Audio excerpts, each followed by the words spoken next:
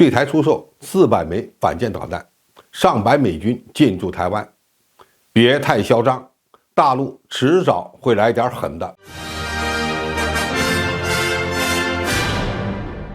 观众朋友，大家好，我是付贤少。在俄乌冲突持续的背景下，美国在台湾问题上继续试探着踩中国的红线。最近又有2则消息考验着中国民众的耐性。其一，台湾地区将完成美国国会2020年批准的协议，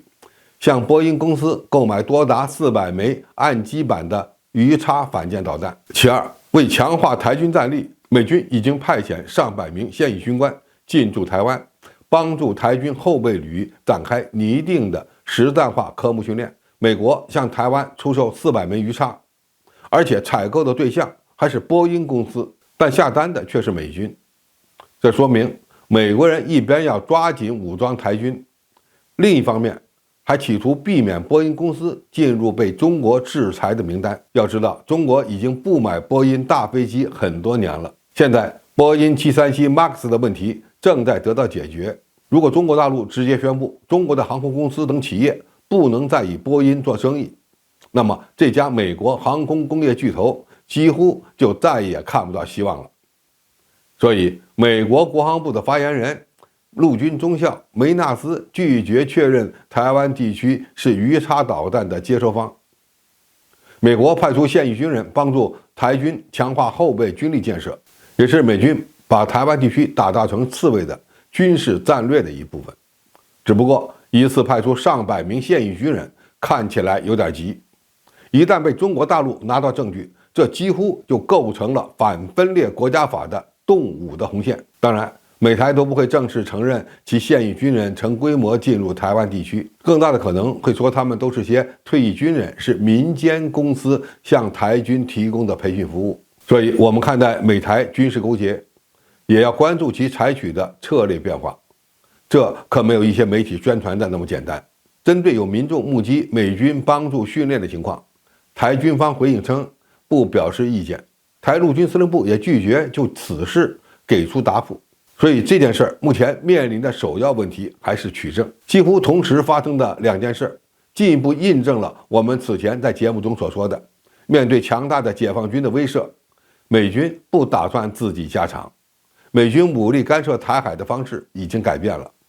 中美进入到了备战和抢时间的阶段。而且我们还能发现，美台军事勾连有这么几个特点：一是美台对军事合作的话题都非常低调，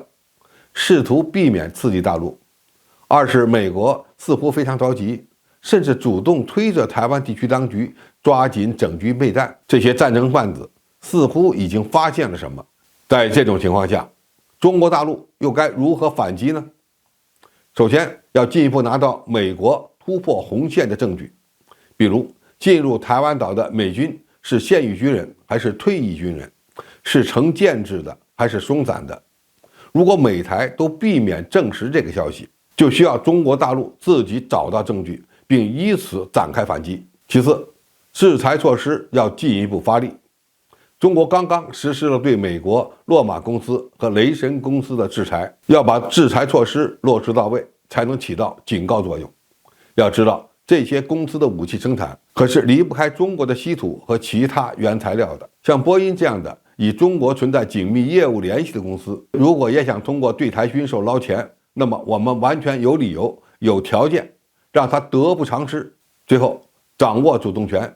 随时准备用一场强有力的军事行动来反击美国，比如对台岛展开长时间的封锁演习，要求进入台湾岛的美军撤出，宣布要对美国向台军交付武器的运输船进行拦截、检查和没收，并在适当的时候采取行动，对台军威胁大陆的军事目标进行严密的监视和外科手术式的打击，进行必要的去军事化等等。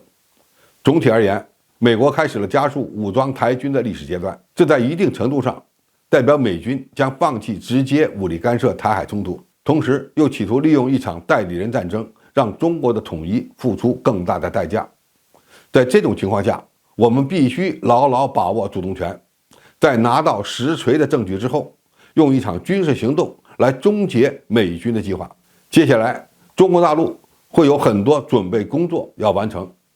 台独分子别嚣张，拜登政府也不要想得太美了，因为拉清单的日子已经不远了。好，今天的评述就到这里，谢谢大家收看，我们下期再见。